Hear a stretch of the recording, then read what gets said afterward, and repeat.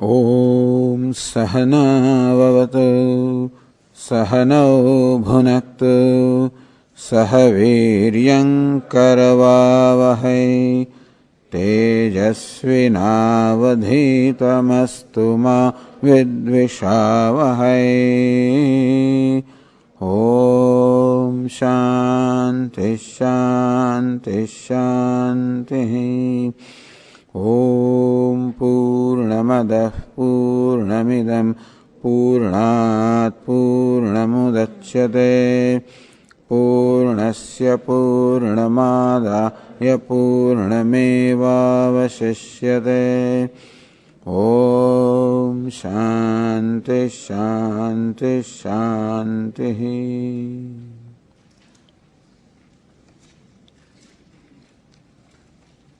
Page 8.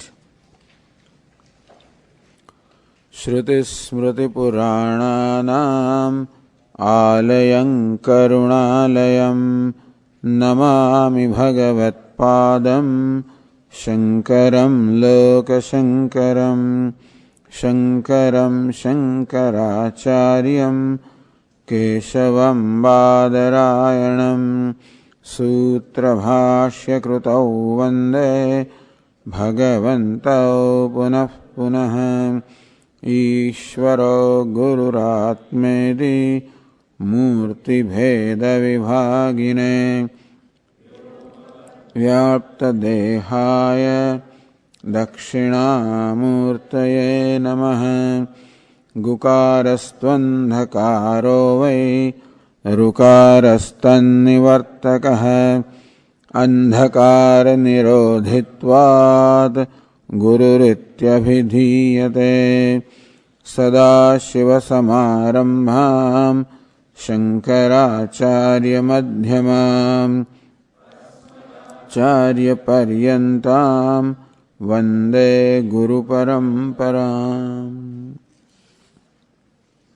Page 12.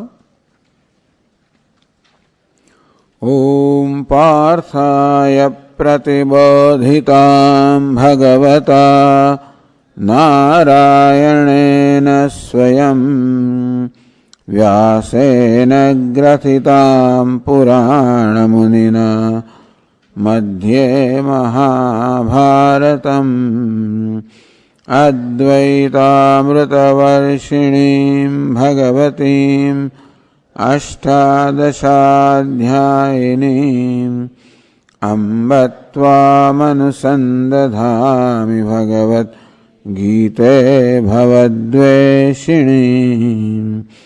यं ब्रह्मा वरुणेन्द्ररुद्रमरुतः स्तुन्वन्ति दिव्यैस्तवैः वेदैः साङ्गपदक्रमोपनिषदैः तियं सामगाः ध्यानावस्थिततद्गतेन मनसा पश्यन्ति यं योगिनः यस्यान्तन्न विदुःसुरासुरगणाः देवाय तस्मै नमः।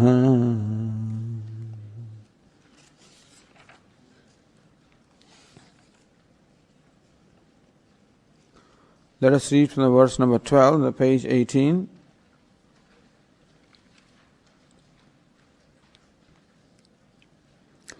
युक्तः कर्मफलं त्यक्त्वा शान्तिमाप्नोति नैष्ठिकीम्। अयुक्तः कामकारेण फले सक्तो निबध्यते। सर्वकर्माणि मनसा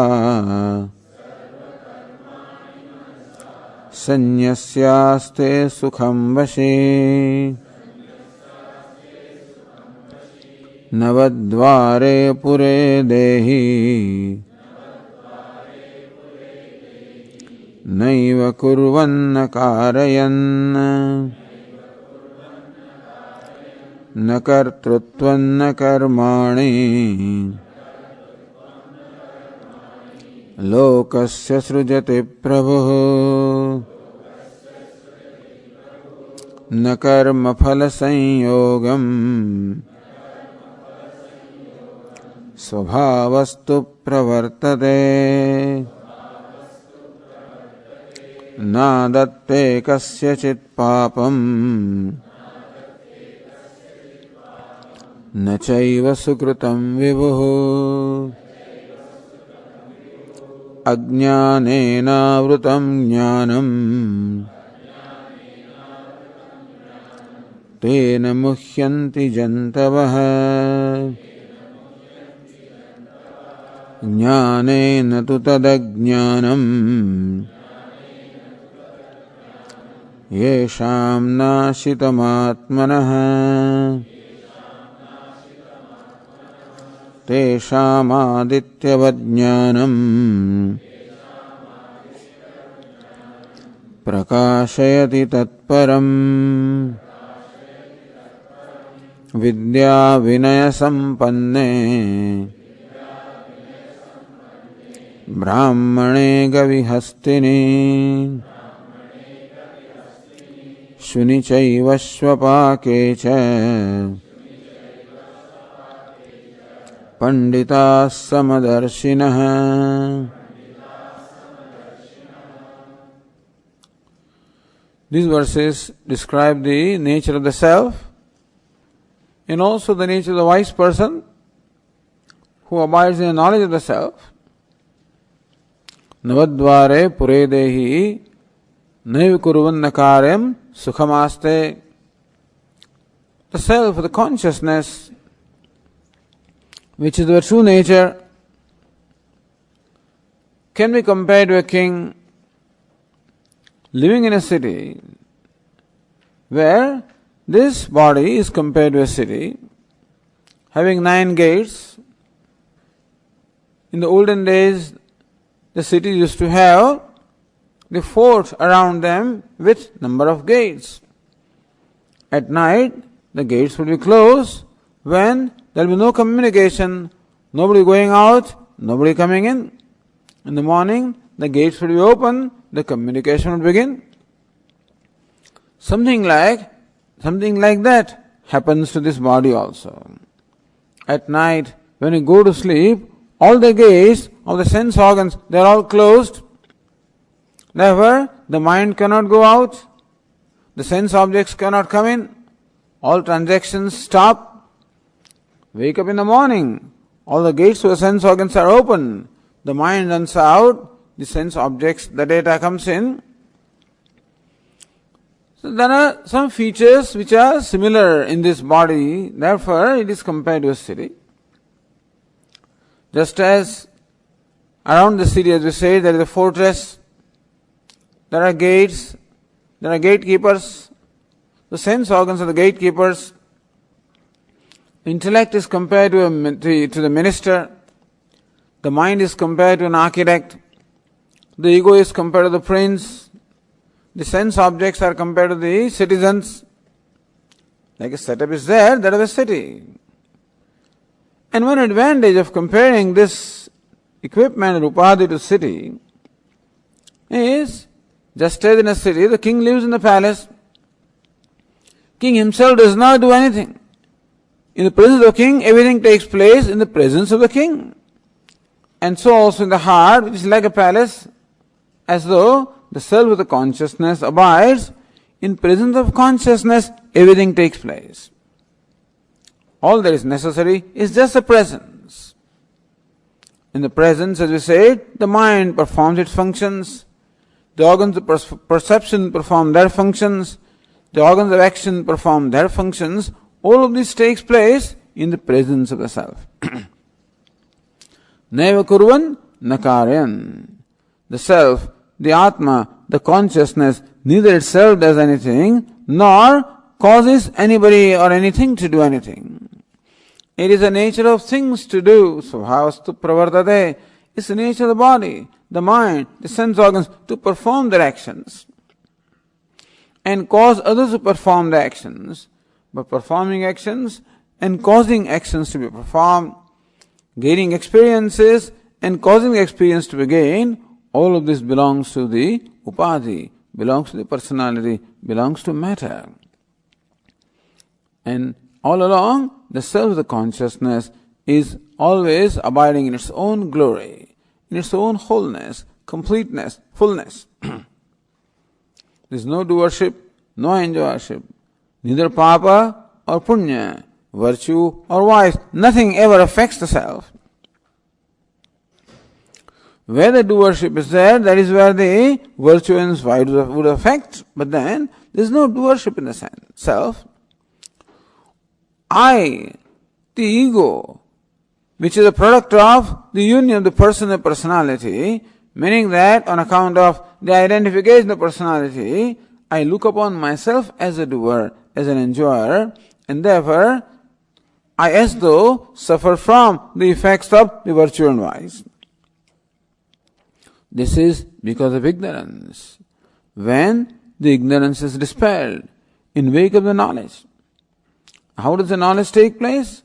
First of all, one lives the life of yoga, lives the life of letting go of these impulses of attachment and aversion, the self-centeredness, and makes one's life as a process of self-offering. Because of that, there is the removal of the impulses of likes and dislikes. There is the inner purification that arises a desire for knowledge. One exposes oneself to the teaching. Knowledge takes place, and when one gains an abidance in knowledge, so that is what Lord Krishna said, Jnanena tu tadajnanam yesham nashitamatmanah. Those for whom the ignorance is dispelled in the wake of the knowledge of the self. Then one knows, hey, I am actionless self. I am neither doer nor experiencer. I abide in my own glory, which is limitlessness. The limitless I am. This is the nature of the self, and the wise person abides in his knowledge. Therefore, the description of the wise person is similar to the description of the self, because that is our nature. And all that description applies not only to the wise person, applies to each one of us.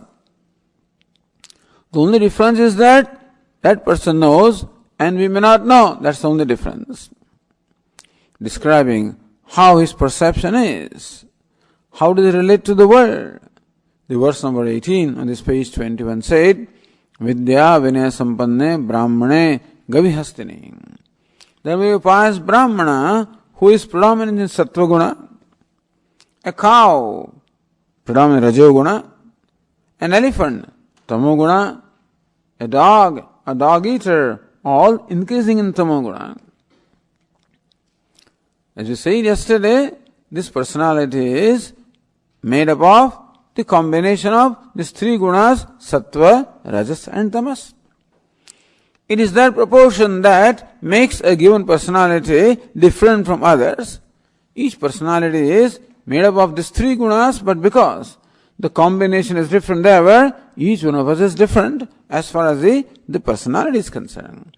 However, the person, the self manifesting through this is the same, the consciousness is the same. Whereas an otherwise person looks upon the personality as the self, the body as the self, the mind as the self, the wise person knows that no, it is a consciousness, it is Atma manifesting through his body-mind complex, that is the self. And therefore, in and through all the differences or dissimilarities obtaining at the level of the personality, the level of name and form, which also is comparable to a costume which an actor may be wearing. Similarly also you can say the self or the consciousness is as though wearing a costume of this personality, of this body-mind complex. Not affected by the costume, not affected by the attributes of the costume. Just as the actor is not affected by the attributes of his costume, and so also the self is not affected by the limitations of this personality. In spite of all the limitations obtaining at the level of body or the mind or sense organs, Atma, the self, remains limitless. So one who sees this, He sees the same self abiding in everything, in all living beings. And therefore, in the eyes of that person, everyone is equal, as dear as his own self is. This is the vision of the wise person, how he looks at the things and beings of the world. The next verse tells us, how does he respond to the various situations that present themselves before him? The verse number 20 tells us that. Na prahrusyet priyam prapya no dvijet prapya cha priyam sthira buddhira sammudha brahmavid brahmani sthitah.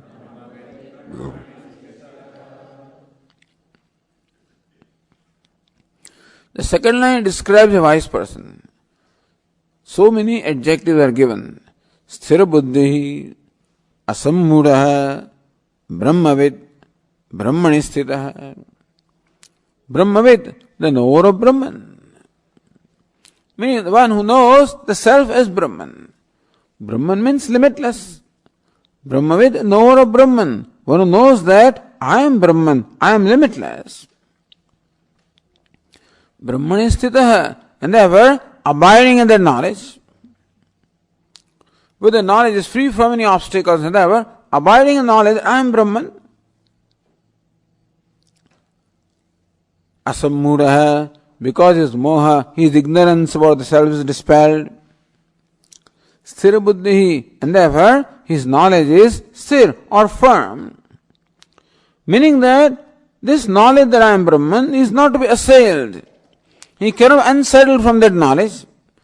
He is spontaneously Brahman, which is what each one of us is, by the way. It's not that the wise person has a self different from ours, the same. It's only because of ignorance that I look upon myself, this body as a self. And therefore, I consider myself as limited as the body is. Is the body that had birth? I know body is going to die. I think that I had birth. I am growing old. I am going to die. The body is limited in every way. It's limited in place. It can be at one place at a time and not another place. Limited in time. It exists only during certain period of time. It did not exist before its birth. Will not be after the death also. Is limited in attributes. This body has certain attributes, but then doesn't have the attributes of birds, of animals, of plants, trees. It is a human being. It is not anything else. Limited in every way. On account of looking upon this body as myself, I always suffer from this complex of being limited. If I could accept my sense of limitation, no problem. On one hand, I feel limited and I cannot accept the sense of limitation. Therefore, I cannot accept myself. As we have been saying, a constant conflict is going on in our own mind because I do not accept myself. And that's why I am constantly struggling to change myself, to become different from what I am. Hoping that by changing, by becoming different, that I'll become acceptable to myself. I'm hoping that by becoming wealthier than what I am, by becoming stronger than what I am, by becoming more famous than what I am, by gaining more power than what I have, by becoming bigger than what I am at the level of personality, I'm hoping that I will be acceptable to myself. So that's a struggle going on because of ignorance. Knowledge means recognize the fact that this body is fine. The mind, intellect, everything is fine as it is. But I am not that. I am the witness. I am the illuminator. It's in my presence the intellect performs its functions, the mind performs its functions, the sense organs, body, all of them do what they do in my presence. Sthira buddhi, one who abides in this knowledge, that I am limitless, I am a whole and complete being. Understand that this did not happen overnight. It is a result of living a way of life, as we said, life of yoga, where there is a constant attempt to bring to surface my wholeness, my completeness, by deliberately subduing my impulse of self-centeredness and the likes and dislikes the self-centeredness gives rise to. So by deliberately subduing them and deliberately promoting the wholeness that I am, which is what we call the life of yoga, and then when I expose my solo teaching, I am told, hey, you are Brahman. That becomes clear to me that yes, Brahman I am. Limitless I am.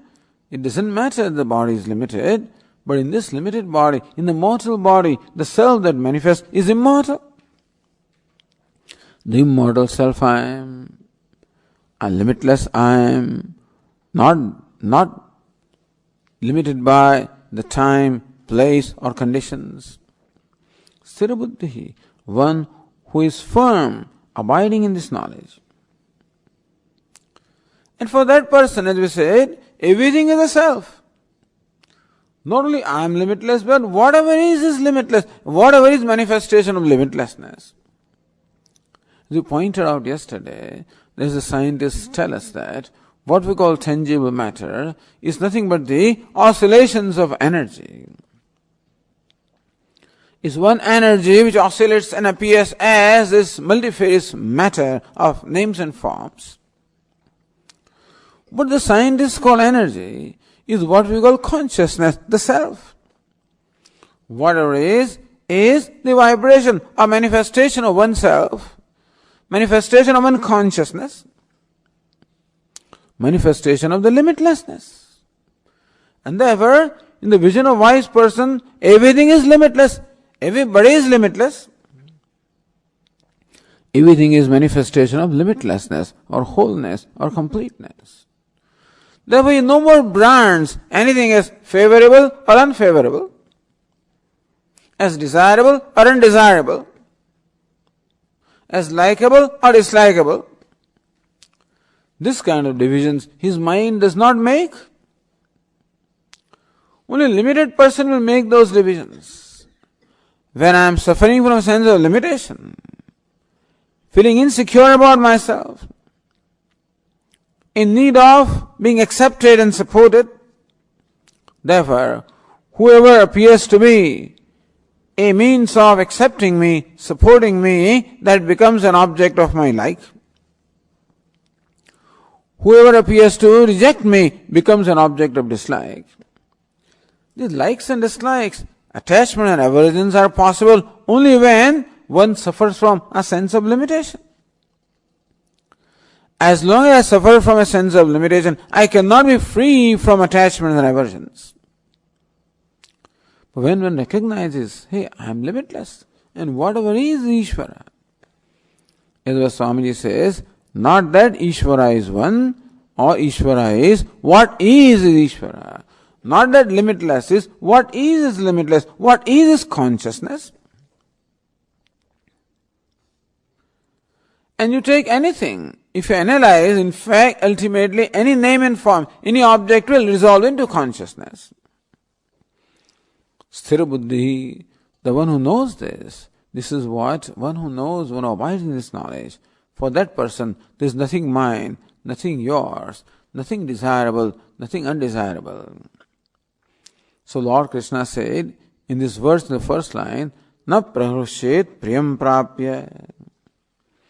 Gaining the desirable, he does not rejoice, he doesn't get elated. Na udvijet prapya cha priyam. And he does not resent gaining that which is branded as undesirable. Basically, he does not brand anything as desirable or undesirable. If I give reality to this variety, reality to duality, reality to the word, then alone something desirable, undesirable can be. If I give reality to my sense of limitation, then desirable, undesirable can be. Therefore, you find the wise person always abides in his own self, always abides in his goodness, always abides in his best qualities of love and compassion. In the 12th chapter, it describes this wise person, Adveshta Sarvabhutanam, one who does not hate anybody because the hatred does not arise in him. Maitraha, one is friendly to all. Karunaha, one is compassionate to all.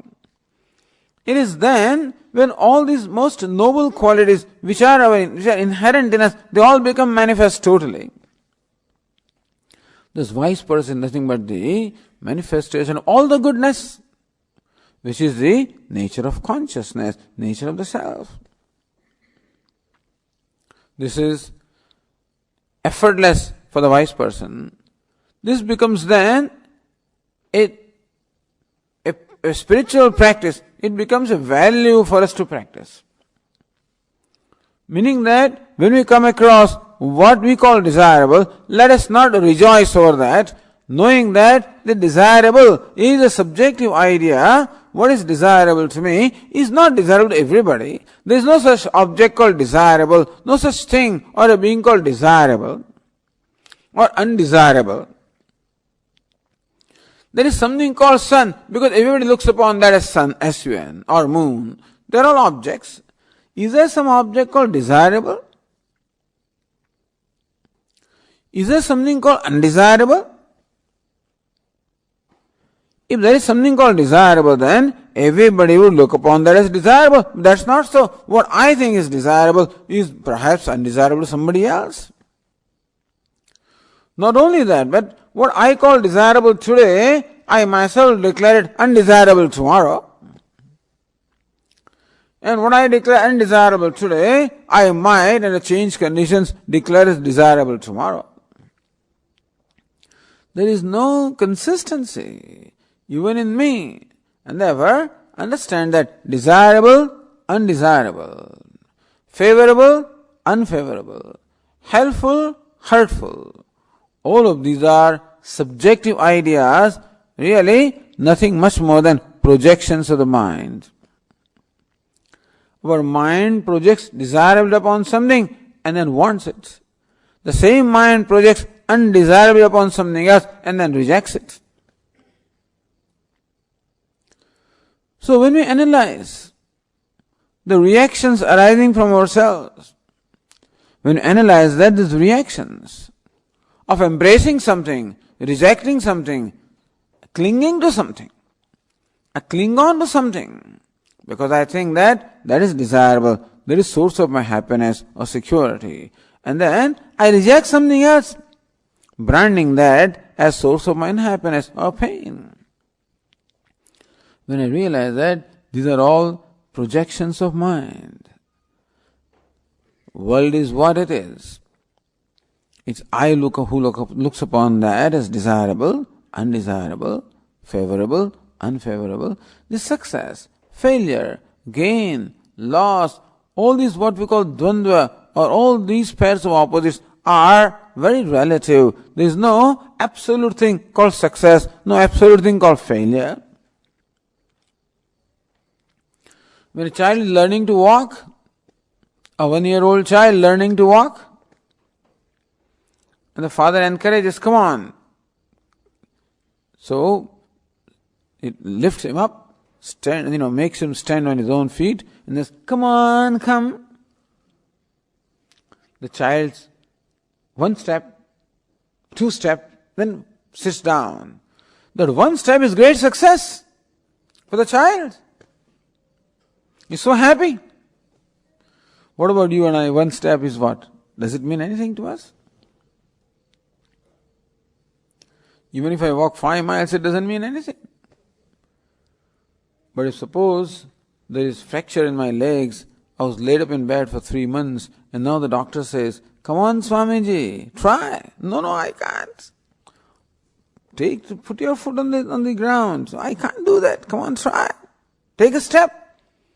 I gather the courage and place my foot on the ground, put some weight on that, and then take a step, and I'm able to do that. I'm successful. So one step becomes success, 5 miles is not success.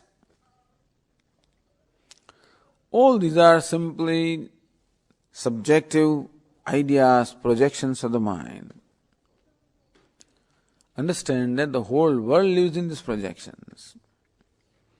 We don't have to. Well, you can conform to the rules of the world when you function. In your mind you don't have to.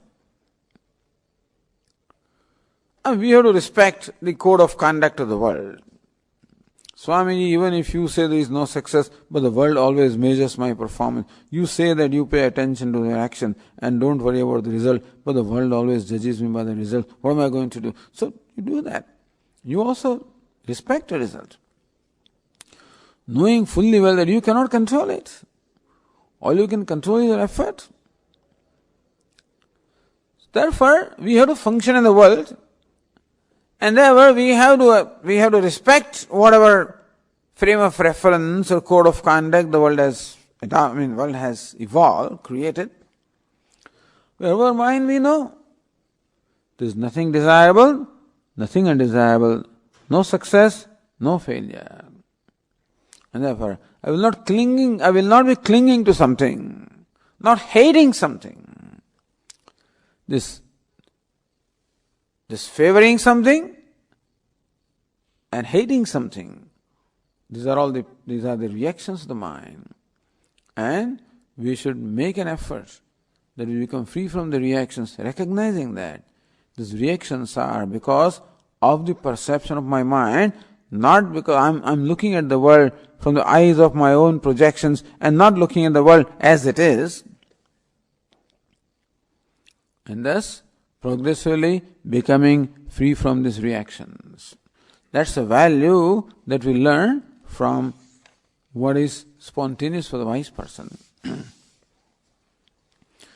When we do this, when we thus progressively become free from likes and dislikes, the mind becomes inward looking. Mind becomes from outward looking. Mind becomes slowly inward looking. Mind becomes abiding. It gains certain tranquility. Swamiji, when we live this, the life of yoga, which is a difficult thing to do, is there any reward?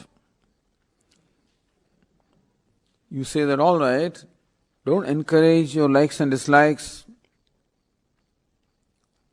Try to act not out of likes and dislikes. Try to act not what you like, but what is right. And what is right you do, even if you do not like it. Suppose we do all that. Accept the outcome as grace of God, as prasada or gift of God. Don't reject anything. Don't resist the realities of life. Don't reject Him. Welcome whatever you come across. Accept it as gift of God. Respect it. When we do this, Swamiji, is there a reward? The next verse on the page 22 tells us that. Bahyasparsheshvasaktatma vindatyatmani yat sukham sabrahma yoga yuktatma sukhamakshayam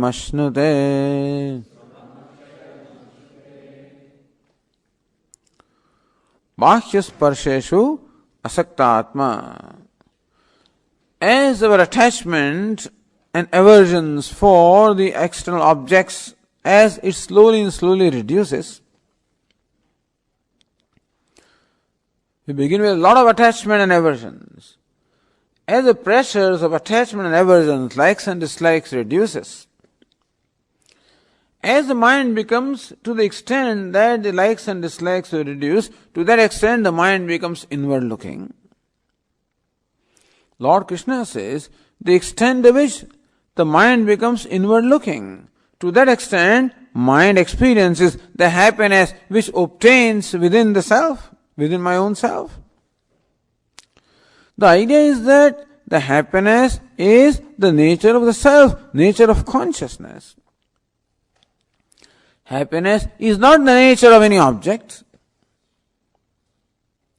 There is no object in the world called happiness. We'll discuss it during the next verse.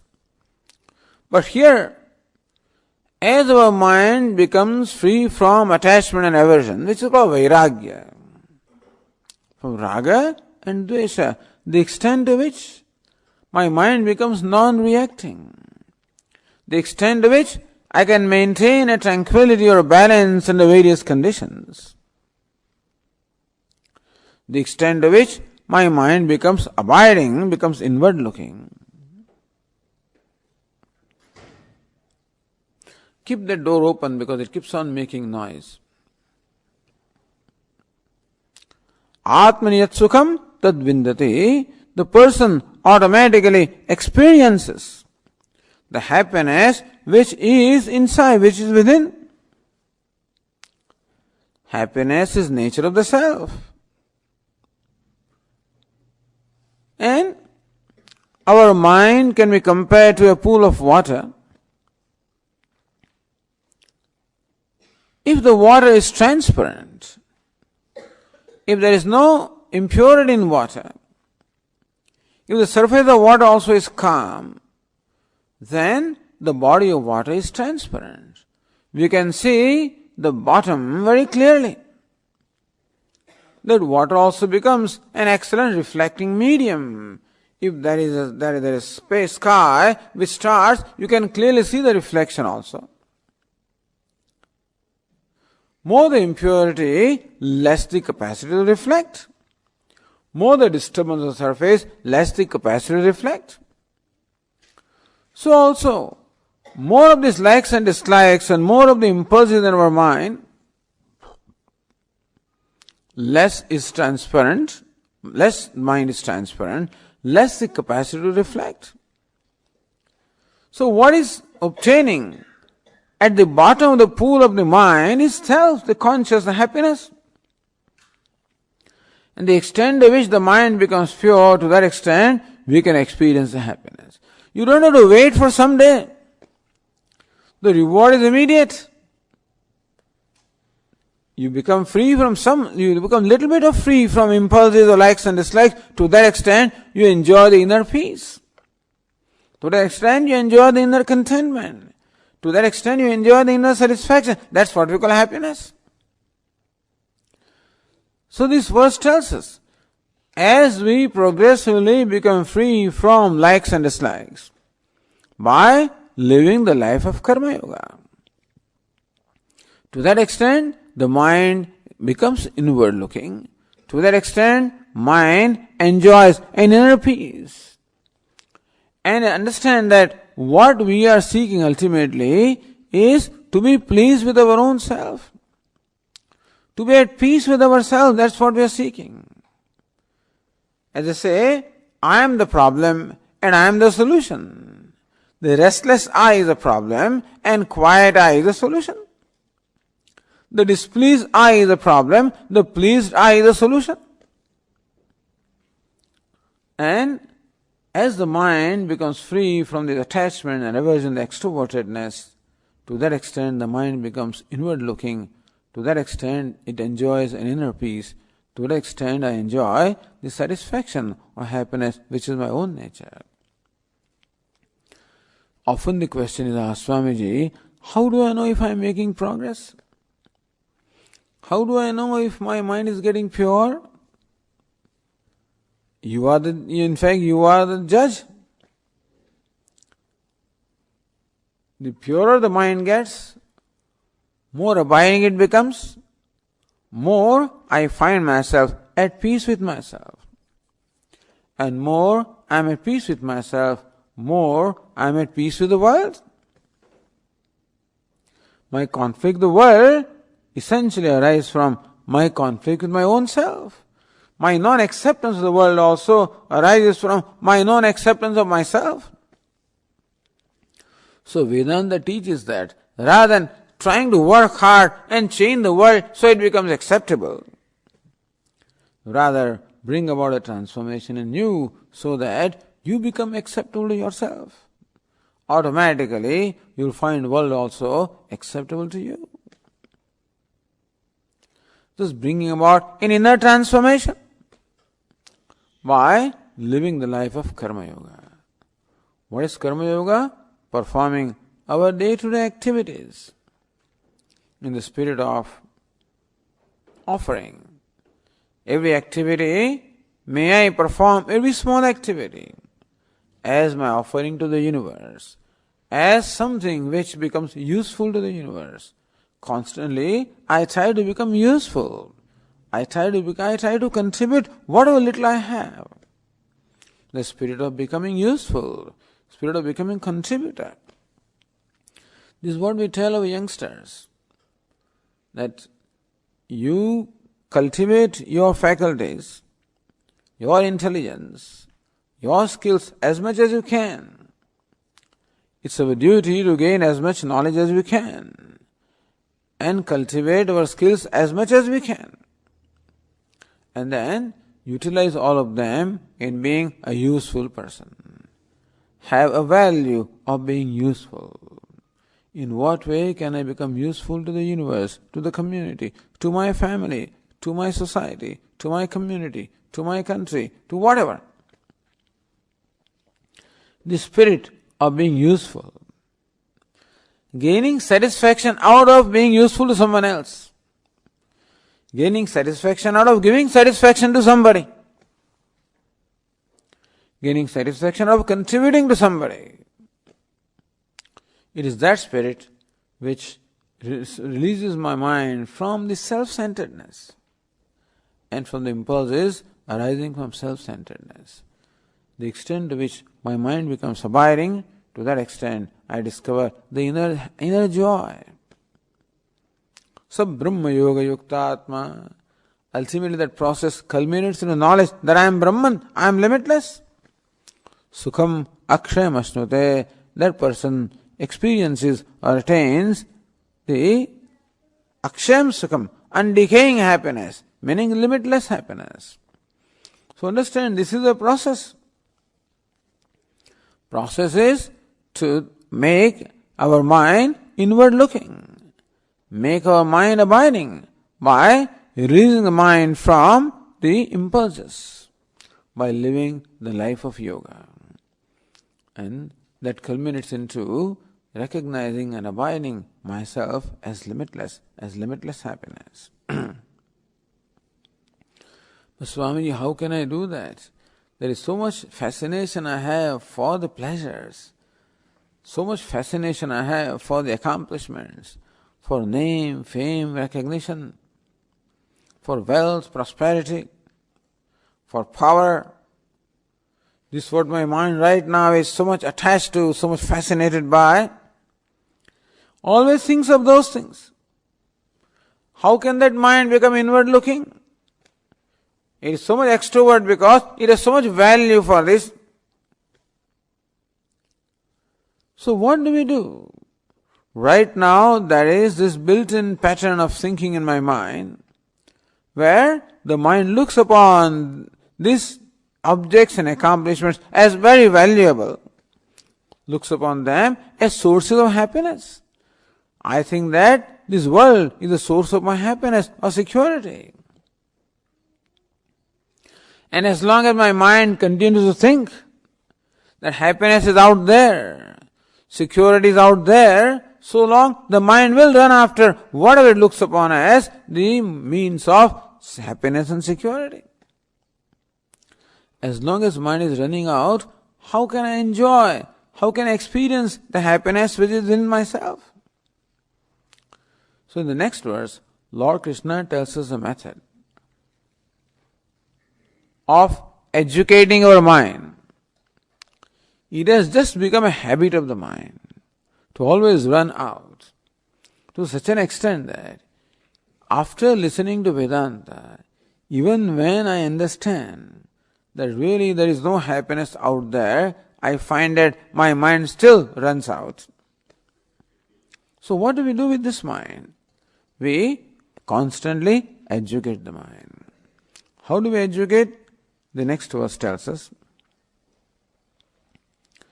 Ye hi samsparshaja bhogaha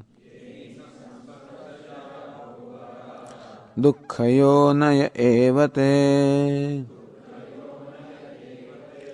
Adyantavantah kaunteya Nate shuramate buddha.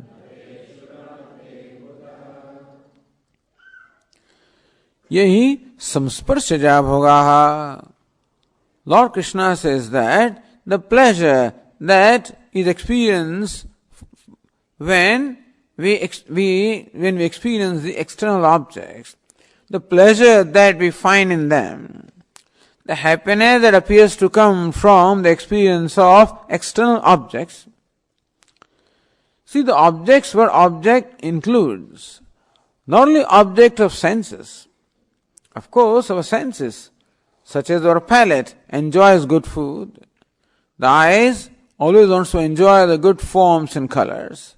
The ears wants to enjoy very favorable sounds, pleasant sounds. The skin wants to enjoy pleasant touch. The nose wants to enjoy the pleasant smell.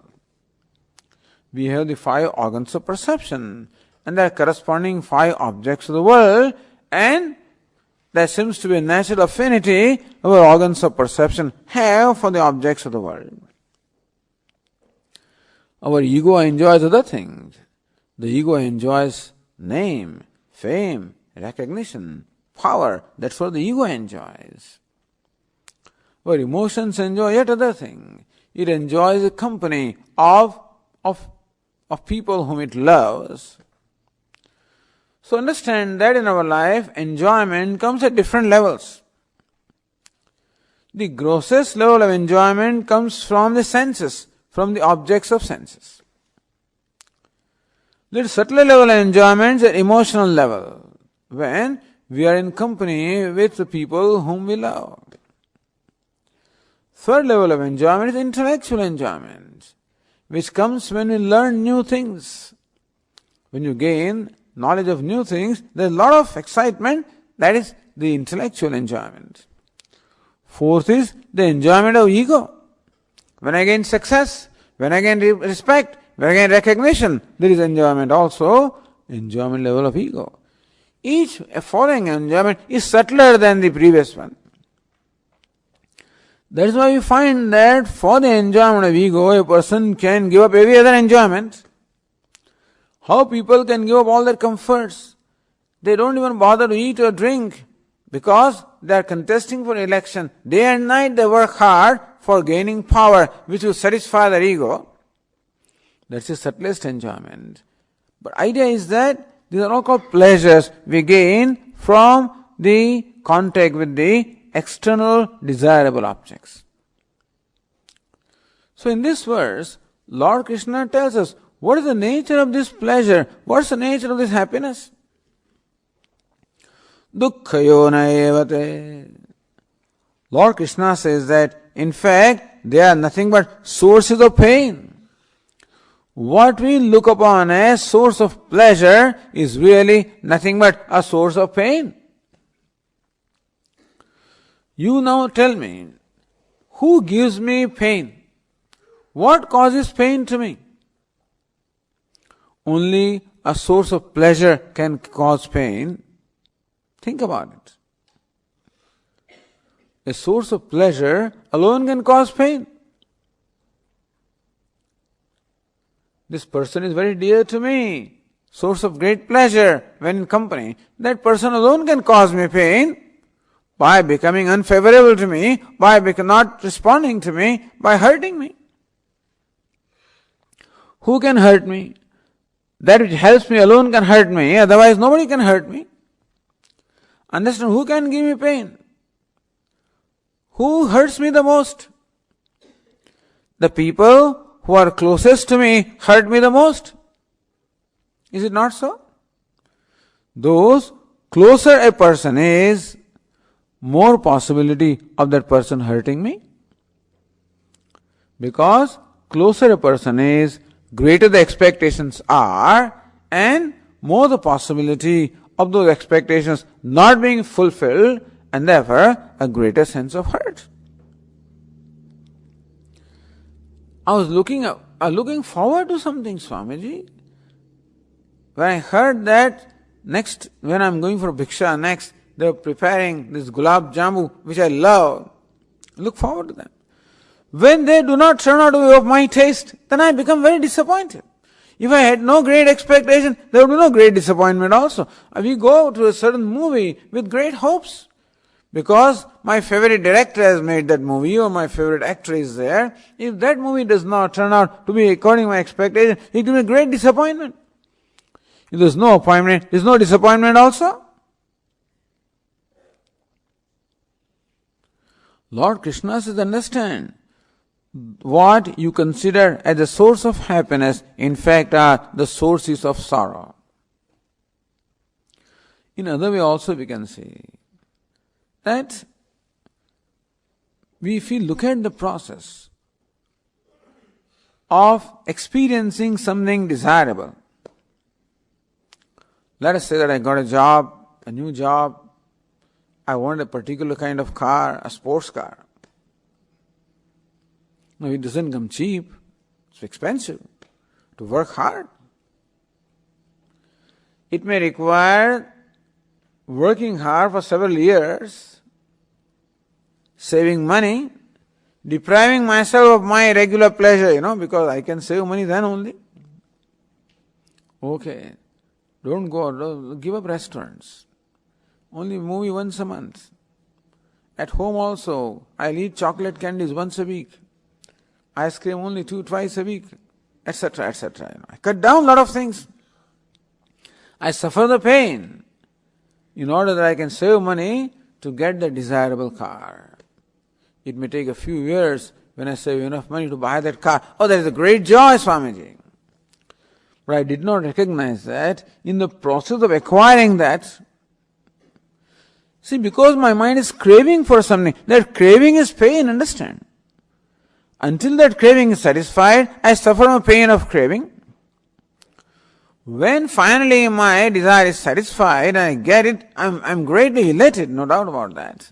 The great elation, great excitement. How long does it last? It's like a big wave that comes and subsides. In the beginning the car gives me great joy. I would love to ride that car. We were small, even a bicycle was a luxury those days. When the father, after a lot of urging, bought a bicycle, so happy. I want to ride bicycle. Look, occasion for riding bicycle. Offer to my mother, Mom, shall I go to market? Shall I get milk? Shall I get curd?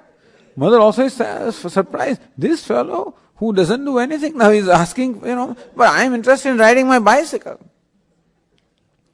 How long? 15 days, a month. Then excitement wears out.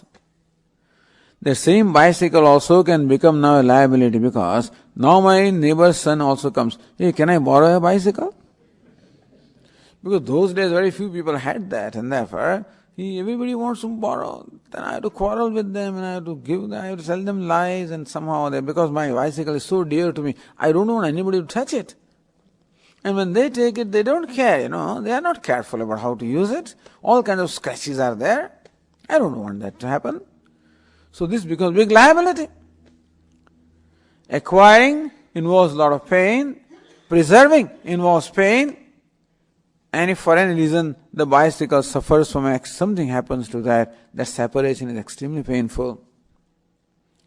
There seems to be some little pleasure while I'm enjoying it, but that excitement only lasts for a while and it wears out.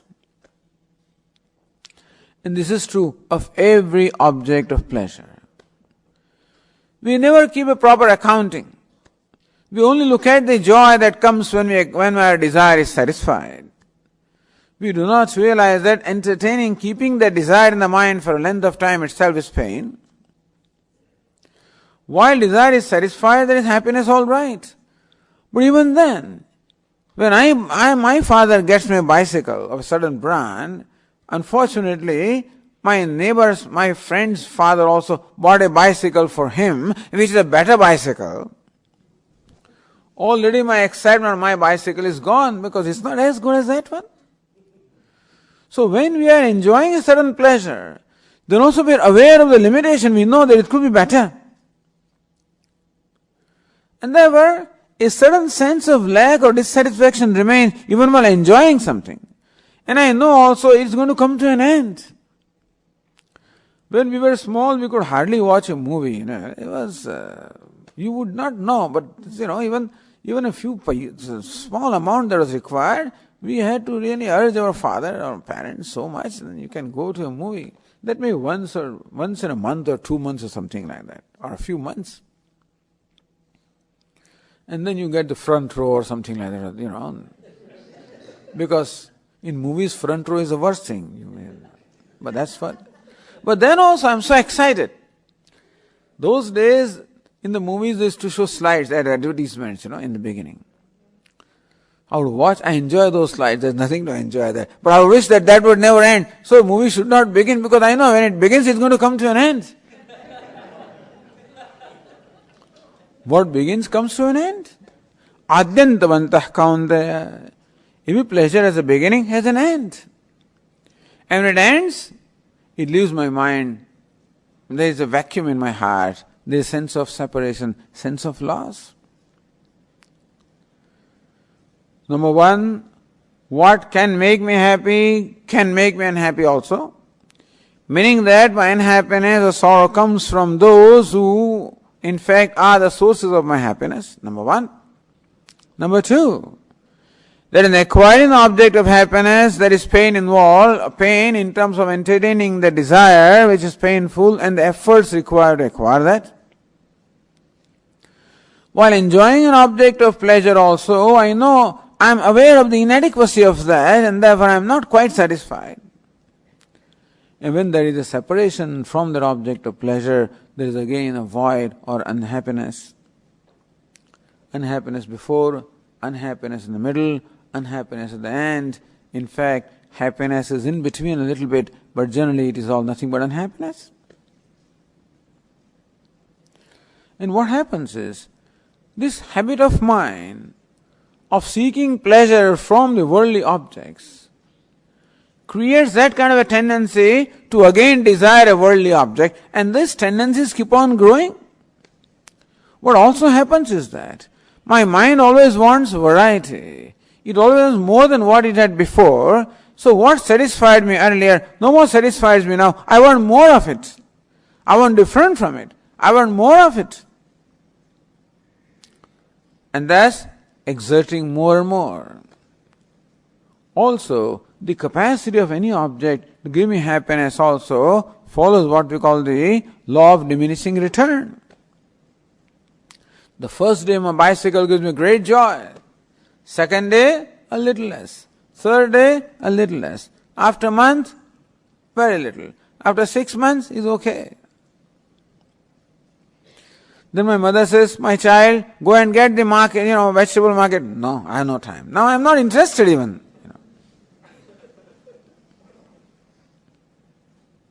Now I want a scooter. Then I want a motorbike. Then I want a car. Then I want a bigger car. A sports car. This car, that car. Because the things lose their charm. My mind has an uncanny knack of always asking for better than what it had before, more than what it had before. Really, if you examine, you find that there is no happiness whatever in any object, because if happiness was the nature of an object, then everybody should feel happy when they experience it. For example, sweetness is the quality of sugar. So whoever tastes sugar will experience sweetness. In the morning this sugar is sweet, afternoon also it is sweet, evening also it is sweet, for me also it is sweet, for you also it is sweet, and there is consistency. Can we say that happiness is the attribute of any object? Then morning also it makes me happy, afternoon also makes me happy, evening also it makes me happy, at any time, at any place? No. The cup of coffee that makes me happy at 6:30 in the morning, I don't want it at 2:30 at night. So I'm fast asleep and this person wakes me up. Swami, I understand that you love coffee. Here's a cup of coffee. Forget it.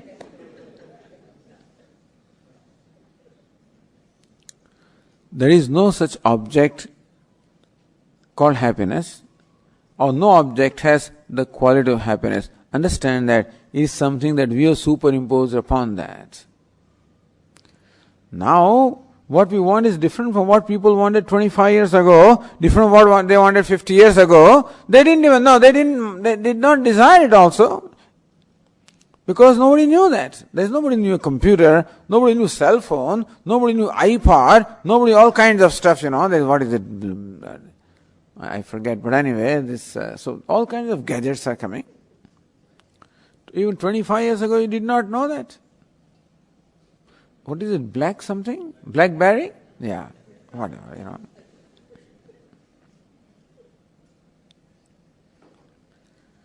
Now I don't know how to live life without that.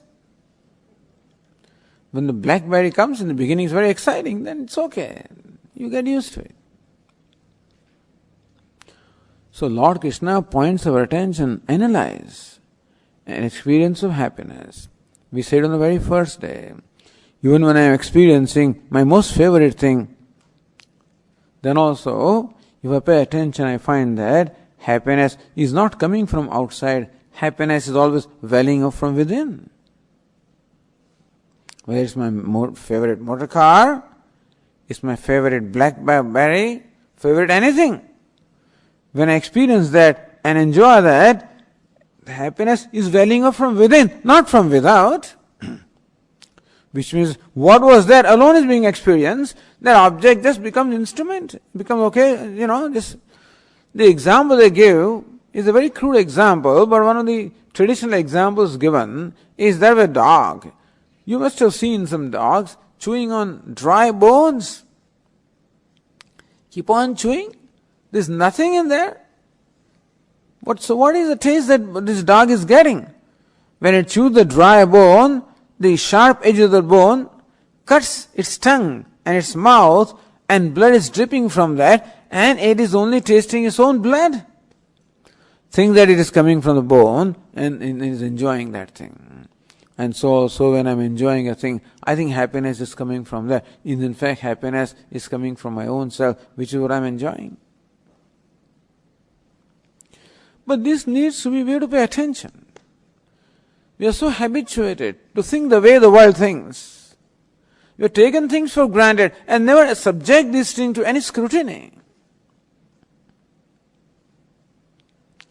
Lord Krishna says, look at this. Analyze the experience of happiness. Analyze all your experiences of the pleasurable objects. And see how they only create more craving, more desires, more effort, more exertion, more struggle, more pain. It is like this animal running towards what we call mirage water. More it runs, farther mirage water seems to be getting away. So more human being runs towards the pleasures of the world from the worldly objects, farther it runs away. So now when the mind runs towards something and wants something, when now mind comes up with a desire, I'm not saying that desire is right or wrong, it's fine. It's not a crime to have a desire, but desire will arise whether you want it or not. But we can use our free will to decide whether I want to fulfill this desire or not. Is this desire fulfilling desire? Will it make me free or will it make me bound? Understand another thing also, another nature of the objects is that I become more and more addicted to them. I become more and more dependent upon them. I become bound by them. I cannot do without them. And so ask the mind, if fulfillment of this desire, will it make me free or will it make me bound? Will it make me independent or will it make me more dependent? If there is something that can make you independent, go ahead and pursue it. Makes you dependent, think whether you want to pursue or not. In this manner, whenever the mind comes up with desires, we analyze the desires with viveka or discrimination about the nature of happiness and nature of the objects. We release that our mind from the hold of that desire. And that is how the mind progressively becomes free from desires or likes and dislikes. That's how it becomes inward looking. there are two ways of handling a desire. One is by fulfilling desire, then also desire goes away, to come back again, or by analyzing the desire and recognizing that the desire arises from a false perception of the object, a false perception of myself. I look upon myself as a needy person, as in need of happiness. I am not in need of happiness. Happiness is my nature. I have to bring it out, bring it to surface, and not create happiness. Thus constantly reminding the mind, whenever mind hates something, whenever mind is clinging to something, whenever mind desires something, analyze where these impulses are coming from, and with viveka or discrimination, release the mind from that. That's the way of resolving these likes and dislikes, or resolving desires. That's how the mind becomes inward looking, and you experience the happiness which is your own self. As the mind becomes more and more inward looking, you experience happiness at yourself more and more, which culminates into experiencing the limitlessness. This is a process. It's a time-consuming thing. It requires patience, perseverance, and a constant application. Until then, what do we do? The next verse tells us, Shaknoti haiva yassodhum prak sharira vimokshanad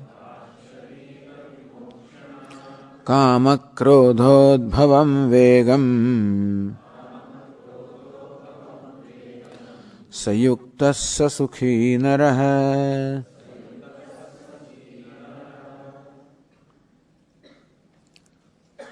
Until then, until we become free from these impulses of lust and anger and greed and jealousy and frustration and self-condemnation, all of these make us unhappy. So Lord Krishna says, when these impulses arise, when anger arises, greed arises, a craving arises from within, the one who is able to keep this impulse is a force. When a craving arises, there is a force. In anger, there is a force. And that force, in fact, compels me to do things. When I become overpowered by anger, it is the force of the anger that compels me to do some things, which I later on regret, but at that time, I think that is the way to do. When anger arises, then my distortion becomes perverted, distorted. My perception becomes distorted. What is wrong appears right, and what is right appears wrong. In that frame of mind, I think that what I am doing is right. In fact, it is wrong. We are later on recognized. But in that frame of mind, I don't. A person becomes mad. When kama, either lust or a craving arises, person becomes mad. Krodha, anger arises, becomes mad. Lobha, greed arises, becomes mad. When any of these impulses arises, if you do not contain them, if you do not keep them under check, then soon that impulse takes hold of my mind and controls me, compels me. I become mad. At that time, what is right appears wrong, what is wrong appears right. Whoever actually takes a gun in the hand and kills people, that person thinks that he is right. There is tremendous anger, resentment inside, which actually makes a person take a gun and do something. Out of anger, resentment, the person thinks this is the way to do. He deserves that. That is all. That's the right thing to do. So Lord Krishna says, Krodhat bhavati sammoha, sammohat smriti vibhramaha. When krodha or anger or greed or craving or lust comes, then person becomes mad, becomes deluded, becomes intoxicated. He forgets what is right and wrong. On the other hand, as I said, he looks upon what is wrong as right and vice versa, and takes an action acts in a manner which is violent, which hurts others as well as hurts himself. And if we allow ourselves to be thus overcome by anger or greed or lust again and again, mind becomes weaker and weaker. And ultimately loses the capacity to control itself, loses capacity to think rightly. You can think rightly only when the mind is free from the impulses, when it enjoys certain tranquility. But these impulses disturb the tranquility. And progressively they deny me the capacity to think rightly. Buddhinashat pranashyati. Ultimately the person is destroyed. As a human being, as a thinking person is destroyed. As a discriminating person is destroyed. Therefore, let there be a value. Lord Krishna says that we should have value of keeping under check these impulses which arise in our mind. Sometimes, in spite of reasoning also, the mind does not cooperate. I tell the mind, come on, there is no happiness there, there is nothing. I keep reasoning. Says, I want it. Like a child. Mom, may I have candy? Okay, here. After 5 minutes, may I have another candy? No. Mom, may I have a candy? No. Then a friend of mom comes and she's talking. Mom, may I have candy?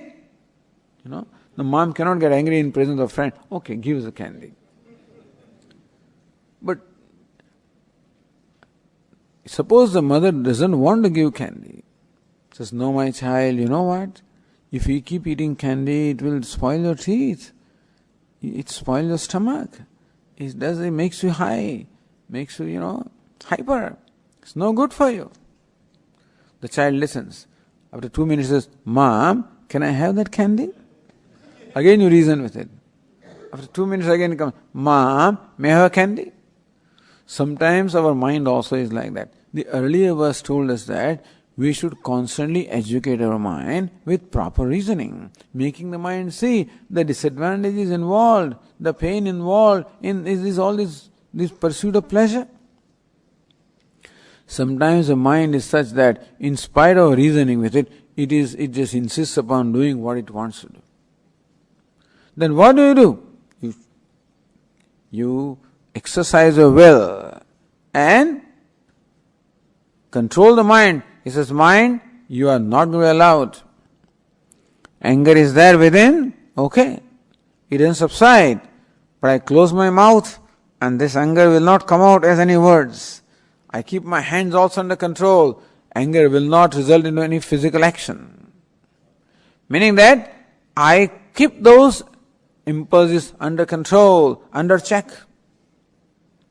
This is a value. Lord Krishna says, Sayuktaha Sasukhi Naraha. He is a yogi. A person who can keep these impulses under check and does not allow those impulses to express as actions. When an impulse arises in my mind, it has done some damage already. The damage becomes much more if that impulse is permitted to express itself as action. When anger arises in my mind, already some damage is done. But when that anger manifests as my words or a physical action, then it's going to be a violent action. Then a lot more damage is done to others and to me also. So Lord Krishna says that let the first step be, the first step in yoga, be keeping the force of these impulses under check. Anger has a force. Craving has a force. Lust has a force. Greed has a force. Jealousy has a force. And if we do not pay attention, then these impulses become so powerful that they control us and they compel us to act according to according to that impulse. And thus damages us. Every time we submit to an impulse, we damage ourselves. It may not become very evident at that time. A bout of anger came, I said something out of anger, anger subsided. I think it has gone away, but it has done a damage. Another bout of anger, another damage. It's a trauma. These traumas build up. In course of time, they break me down. The roads in India, once I discovered, all of a sudden I had pain in my back. And when we did the MRIs, we discovered that I had a fractured disc. Wow. I had to be hospitalized, I had to undergo surgery. Yes, what happened? How did it happen? I haven't lifted anything, I haven't done anything to do that, for that to happen. Then I realized that the roads were very bumpy. Every day traveling on a bumpy road, a little bump, it doesn't seem to do anything. A little bump also creates a little trauma, little effect. In course of few years, that builds up and results into a fractured disc. So every bout of anger is like a bump, a little trauma. It builds up ultimately into a fractured personality. So understand that this anger, this greed, this jealousy, lust, kama, krodha, lobha, all of these impulses are very damaging to us. Trividam narakasjedam dvaram nashanam atmanah. Lord Krishna says that these three, the kama, krodha and lobha, the cravings, the anger, the greed, these are the gateway to hell, gateway to suffering. Nashanam atmanah, and they bring about progressively a damage to one's own self. Tasmat etat trayam tyajet, therefore you must give up these three. Etair vimuktah kaunteya tamo dvaraistribhir narah acharatyatmanashreya tato yati param gatim. When a person releases oneself, his mind, from the hold of these enemies, inner enemies, then alone, in fact, we create the ground for our growth, our personal growth, inner growth, spiritual growth, or then alone we create the ground for happiness, real happiness in our life. In short, what deprives of our happiness, what deprives us of our inner peace, are nothing but these impulses of kama, krodha or lobha. There's lust, anger, greed. And therefore, Bhagavad Gītā prescribes that we should keep them under check. But Swamiji, that is suppression. And they tell us you should not suppress your feelings. You should let them out. See, it is called suppression when I do it helplessly. I'm angry. My boss tells me something in front of everybody else, insults me and I'm angry. I want to tell something, but I cannot because he's my boss. I'm helpless. Then that is suppression of anger. But when I value for not coming under the sway of the anger, I know what anger does to me, how it damages me, and I have value for becoming free from hold of anger. And then if I keep that anger in check, it is called discipline and not suppression. So you must understand the difference. Because every time we allow that anger to express, looks like the pressure is released, but then it only intensifies the habit of becoming angry. The tendency of the mind to become angry becomes more and more intense. And therefore, there is a great value of keeping these impulses under check. Lord Krishna says, and do it for the whole life. Don't take your mind for granted. Have a commitment to do it forever.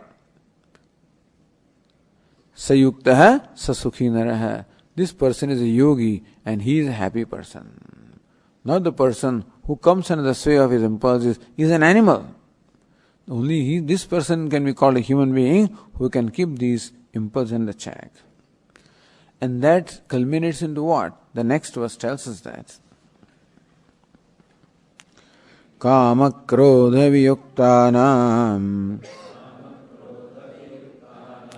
yatinam yatachetasam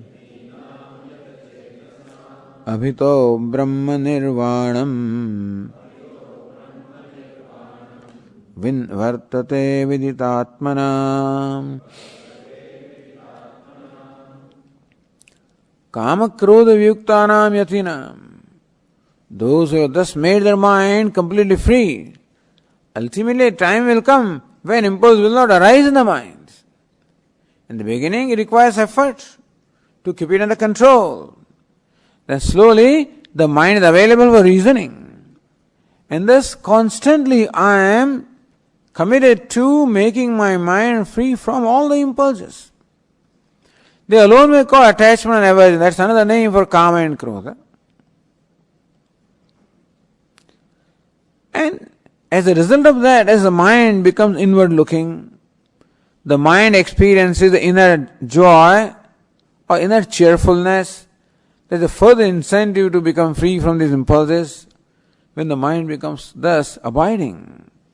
And then it is said, by exposing myself to the teaching, when I get the knowledge, viditatmanam, those who have known the Atma, kama krodha yuktanam, have totally become free from kama and krodha, meaning the anger does not arise in them because they are abiding in their wholeness, their total completeness.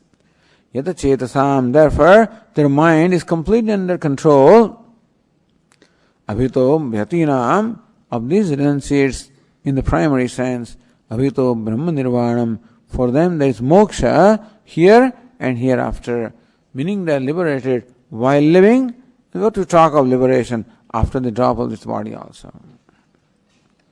The last verse tells us also the nature of ourselves and nature of Ishvara. Gives us in fact the oneness between Ishvara and the self. Bhoktaram yajna tapasam sarvaloka maheshwaram suhridam sarvabhutanam jnatva mam shanti mricchati. This is a description of Ishvara actually.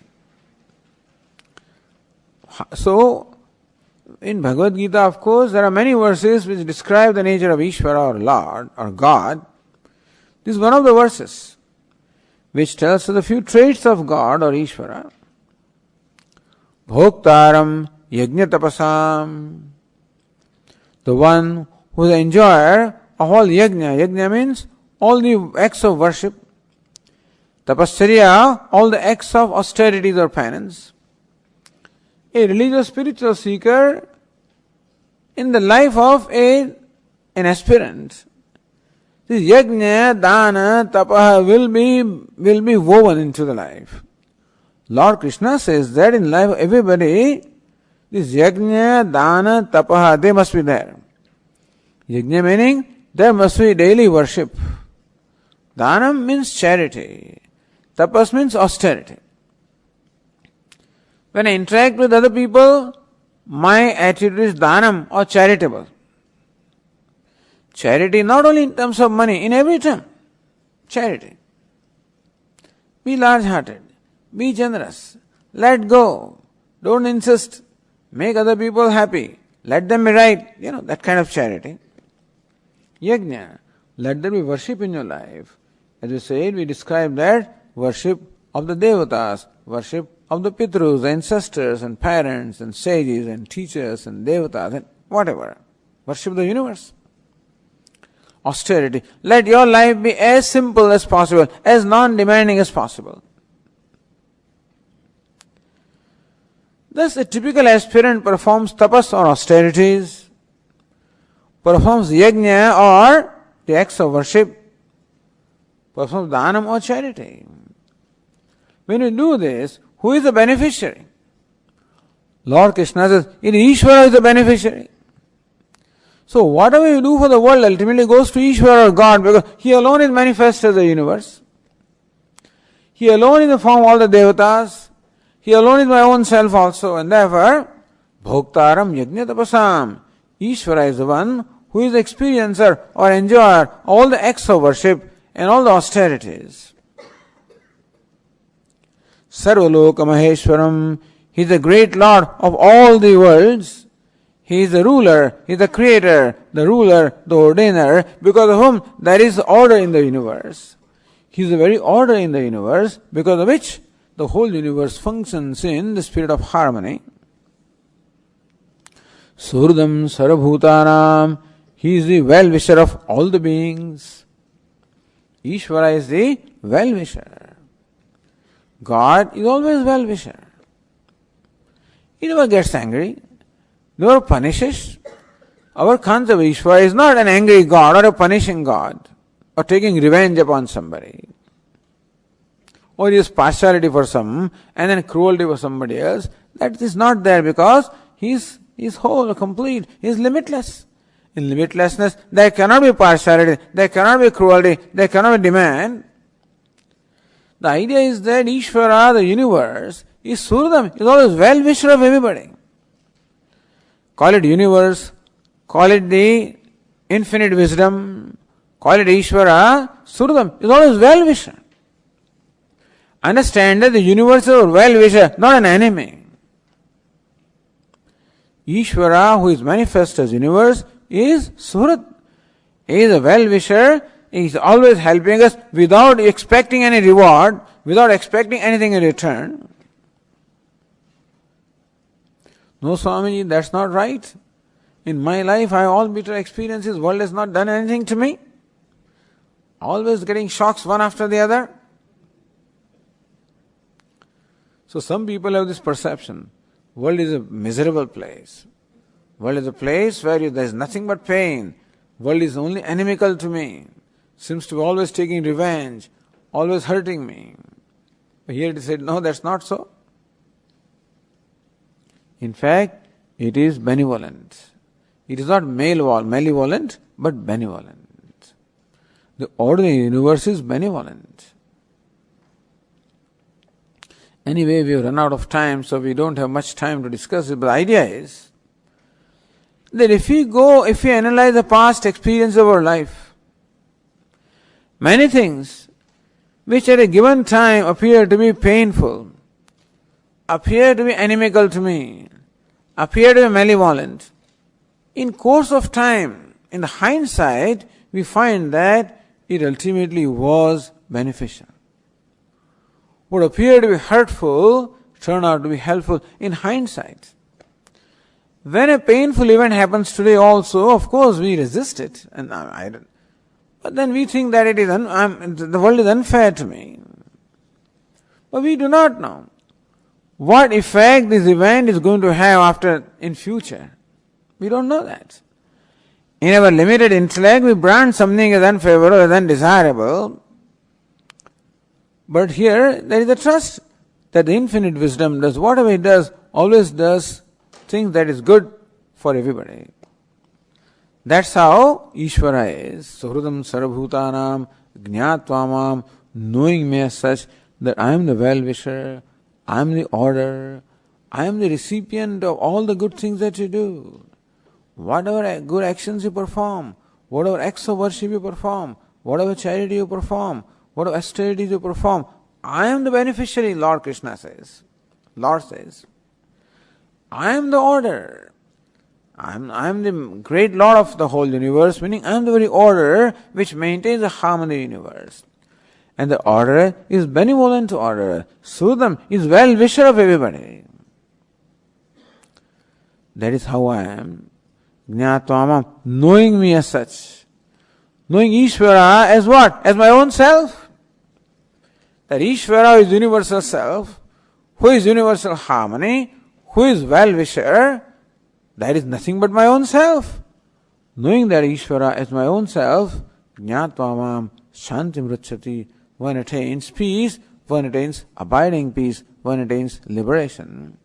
In short, this last verse of the 5th chapter gives us the oneness, the wisdom or upadesha, teaching of oneness between what we call the self and Ishvara. And that is the liberating knowledge. So, with that, the 5th chapter comes to a conclusion. Let us also read the last line on the page 24. Om Tat Sat. Iti Śrīmad Bhagavad Gītā Su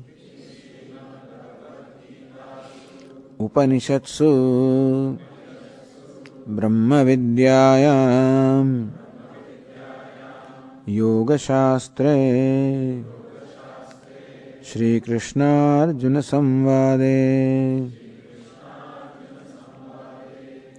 Sannyasa Yogo Nama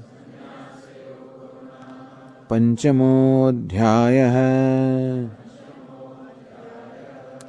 This is the fifth chapter of the Gītā, called of which the title is Sannyasa or Renunciation. It's in the form of the dialogue between Lord Krishna and Arjuna. It is part of Bhagavad Gītā, which also are called the Upanishads, of which the main theme is Brahma Vidya, the knowledge of Brahman, and Yoga Shastra, the means for Brahma Vidya is Yoga Shastra, the Karma Yoga. Of that, the fifth chapter is concluded here. Sarva dharman parityajya Mamekam sharanam raja Ahantva sarva papebhyah Mokshayishyami ma shuchah. Hari Om.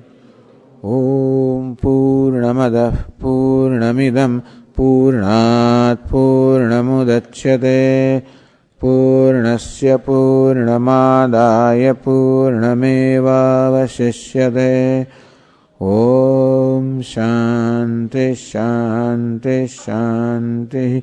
Shankaram Shankaracharyam Keshavam Badarayanam Sutra Bhashya Krutau Vande Bhagavantau Punah Punah Ishvaro Gururatmedi Murti Bheda Vibhagine Vyomavad Vyapta Dehaya Dakshinamurtaye Namaha. Om Shanti. Hari Om Shri Gurubhyo Namaha. Hari Om.